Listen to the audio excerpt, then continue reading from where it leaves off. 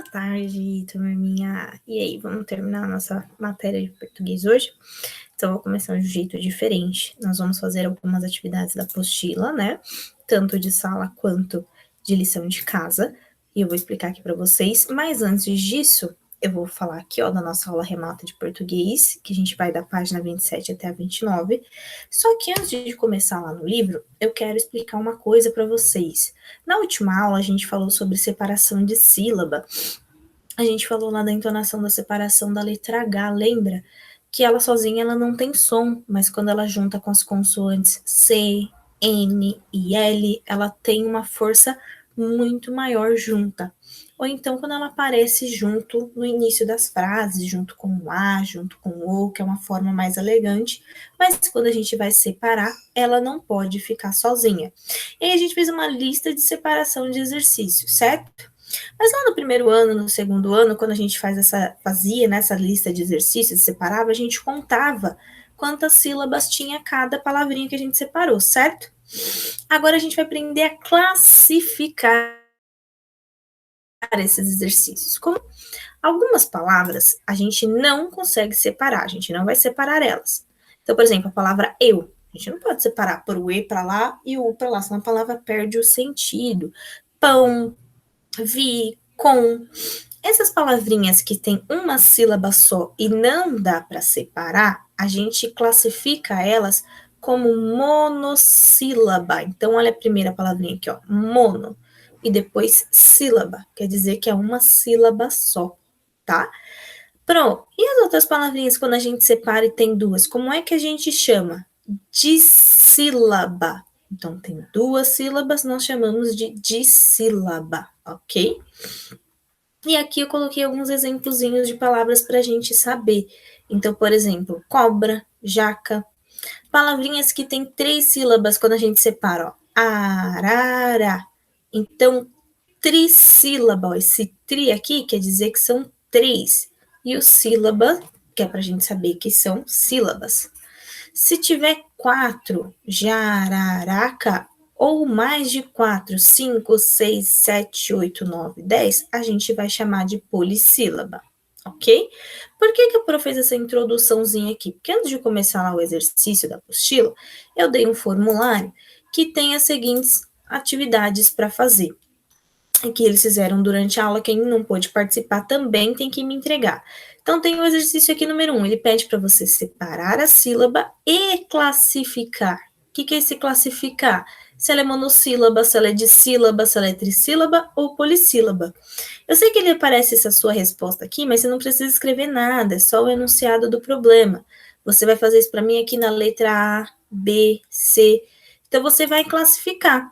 Então, palavrinha fim. Dá para separar? Não dá, Pro. Então, você pode escrever fim de novo, porque não dá para separar. Pôr um tracinho, e aí a gente classifica. Ela é monossílaba. Por que monossílaba, Pro? Porque ela tem uma palavrinha só, ok? Aí, a gente vai fazer a mesma coisa para o telefone. Então, olha lá, ó. Telefone. Aí a gente conta quantas sílabas tem. 1, 2, 3, 4. Ah, lembra lá na explicação que a Pro colocou? 4 são como que a gente chama? Polissílaba, ok? Então é isso que você vai fazer para mim. Separar a sílaba e classificar, certo? Então essa é a atividade do formulário que está em anexo com a aula. E aí a gente vai para as atividades do livro. No livro vai ajudar muito o que a gente acabou de ver e fazer. Por quê? Ele fala aqui, estudo da língua e separação silábica. Então, ele pede para você observar as palavras e ver uma forma de classificá-las. Então, é o seguinte, a palavrinha pé tem uma sílaba só. A gente acabou de aprender como é que ela chama. Já tem o sílaba aqui. A pro é o mono que está faltando. Então, a gente completa. Aqui a palavrinha manhã, separamos ela, tem 2 sílabas. Como é que a gente chama ela? Dissílaba, professora. Ah, então tá só faltando di. Então a gente vai completando com as iniciais de acordo com a quantidade das palavrinhas, certo? Na número 2, a gente precisa ler e completar a frase. Então, esse exercício número 2, se você fez o número 1, vai te ajudar muito. Por quê? Ele fala assim, ó, as palavras com uma sílaba são. Como é que a gente classifica as palavras com uma sílaba? Monossílaba. Aí tem que ler com 2, com 3, com 4 e escrever o nome aqui, certo? Na número 3, ele pede para a gente completar o quadro ó, conforme o exemplo. Então, ele dá uma lista de palavras para a gente, ele dá a coluna de separação de sílaba e ele dá a coluna de classificação e dá um exemplo aqui para a gente, ó. Desenho, separou a sílaba. Desenho, contou. 1, 2, 3. Na regrinha, quanto que a gente usa com 3? Trissílaba, ok? Aqui, o que a gente precisa lembrar? Das palavrinhas com 2 S's e com 2 R's. Quando tem 2 S's e 2 R's, a gente vai separar a sílaba, cada uma vai para um lado. Então, pêssego, como é que ficaria aqui? Pêssego. Então, P-E-S de um lado, o C do outro, o Go do outro. Pro tem 3 sílabas, então é trissílaba também? Também. Ok? Então, você presta atenção nisso e vai separando para mim.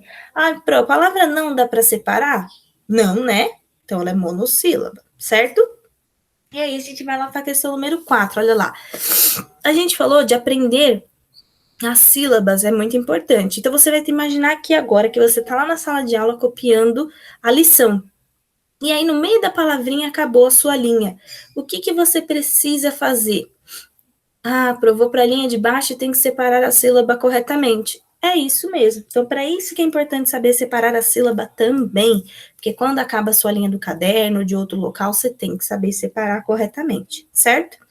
Na número 5, ele dá os quadros aqui e pede para você imaginar como se fosse a linha do seu caderno, que ela acabou e você teve que separar a sílaba. Então, ele dá 2 formas para você aqui da palavra nhoque.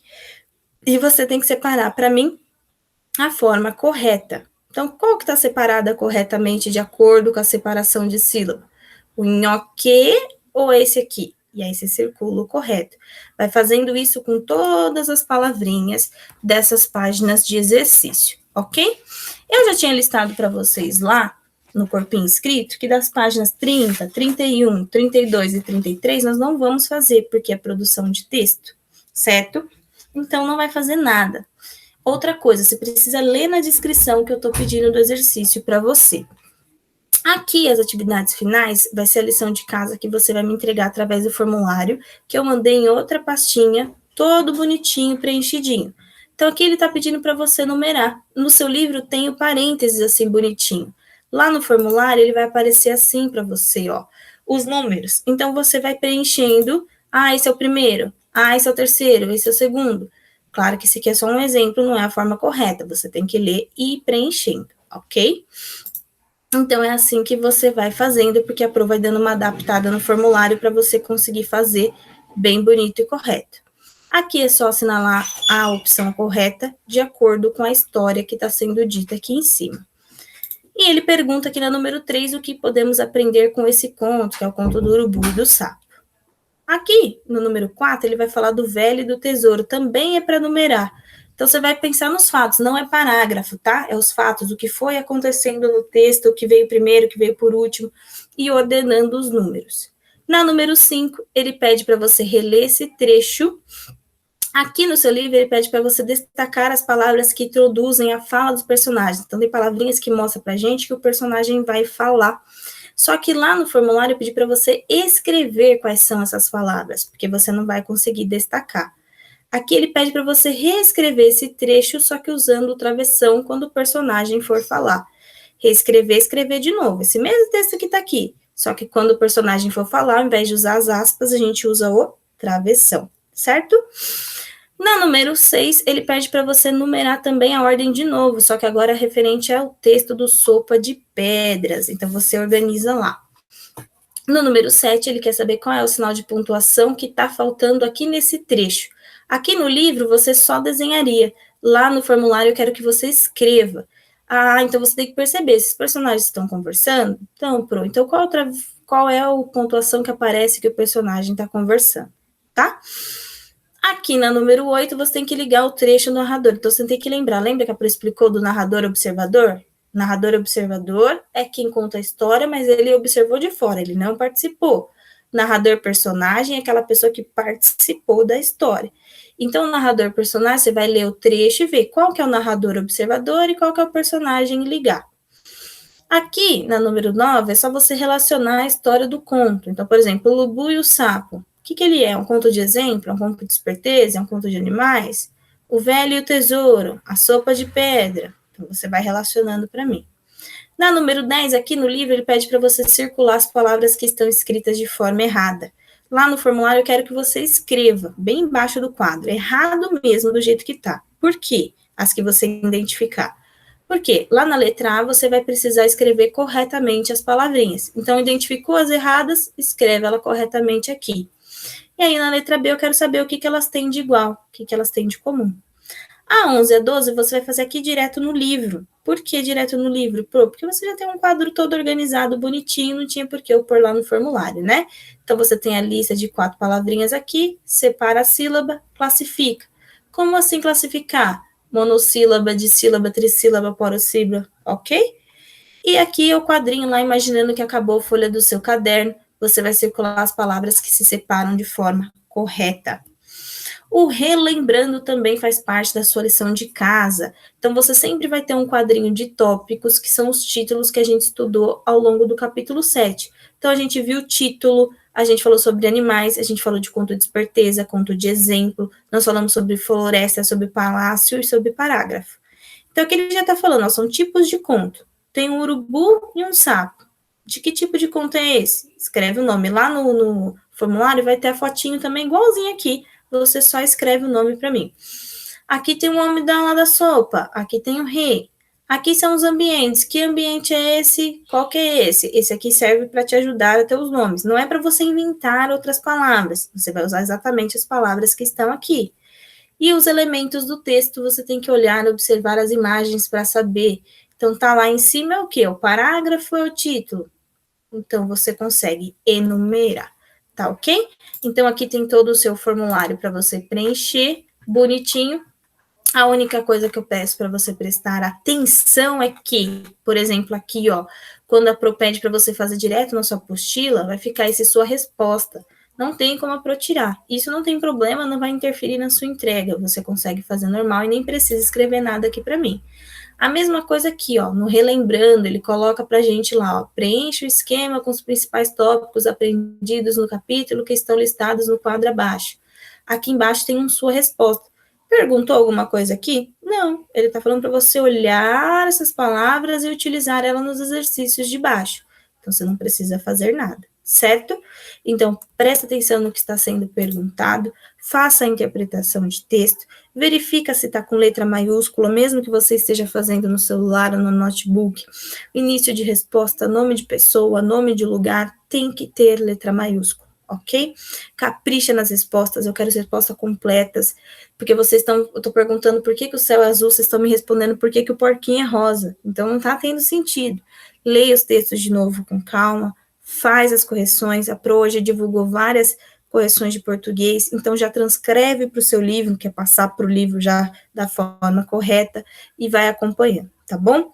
Dúvidas, me perguntem, estou aguardando vocês, não deixem de estudar e fazer tudo corretamente, tá certo? Então, até a próxima aula.